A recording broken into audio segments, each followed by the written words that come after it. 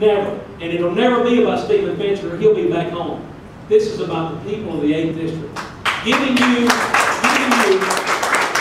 you the representation that you deserve in Washington. Being a servant of the people. You know, you don't elect a congressman to go to Washington and think that he knows all the answers and slam the door in the face of the people of the 8th District. You elect me to go to Washington and listen to you and give you the representation you deserve. And that's what I'm going to do. I'm country, I'm a farmer from, like I said, Frog Jump. And Roy is trying to out-country me, folks. Now,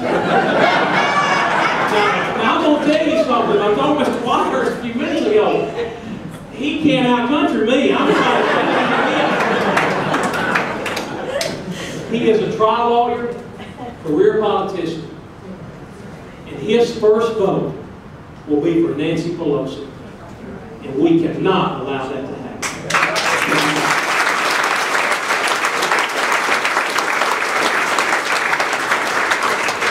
I'm a conservative first, as Andy said, Republican second.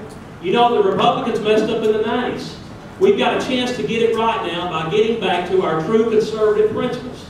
And that's what we have to do. So, it has been a great journey so far. We have one more victory to go. You need to work hard. You need to tell your friends. You need to go door to door. As Andy said, this is terrible, but you need to write checks, folks. We need your help financially. It costs a fortune.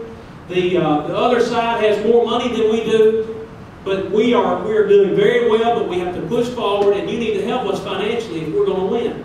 This is a team sport. We all sink together or we all swim together. And we're going to swim, I promise you, this November. So you pray for us. I tell you what, no more stimulus bills, no more bailout. Let's get the free market, let's get the small business back in the driver's seat of our economy.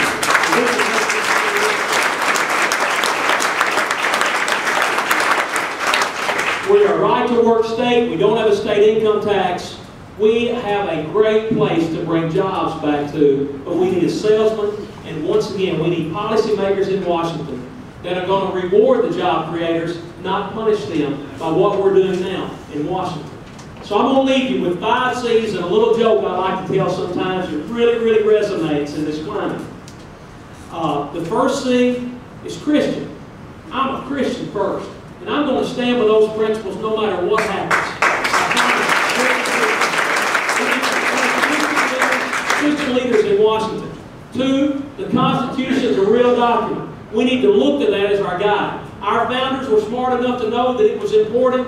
It was great. They gave up so much. And we need to look at that. President Obama taught constitutional law in college, and he stomps on it every day. We need to get back to that. 3, we need common sense in Washington. We need people that have run a business. We need people that have made payroll, know what it's like to balance a budget. We need to balance a budget amendment in Congress, desperately, like the state of Tennessee. 4, we need conservatives. We need guys that are going to walk the walk and talk the talk. That's what we're going to do this November. So many good guys going in. And the 5th C, as important as any, as I said earlier, Weston Womp's here tonight with me, a good friend, Zach Womp's son. And his dad's a good guy. He didn't make the governor's race, but he's a good man. He's been a good congressman many, many years. Bill Haslam's going to be a good governor. But the 5th C, as important as any, this is about the constituents, about the people of the 8th District. And we cannot lose sight of that in this country. This joke I'm going to tell is really funny, and maybe some of you have heard me tell it, but it tells about the other side. It's a little boy, one afternoon, he's in the backyard, and if we can see this, I can see my kids probably doing this. And the mama is washing dishes, and she hears these cats going crazy outside. And she looks out the window, and her little boy's got a bucket of water, a 5-gallon bucket of water,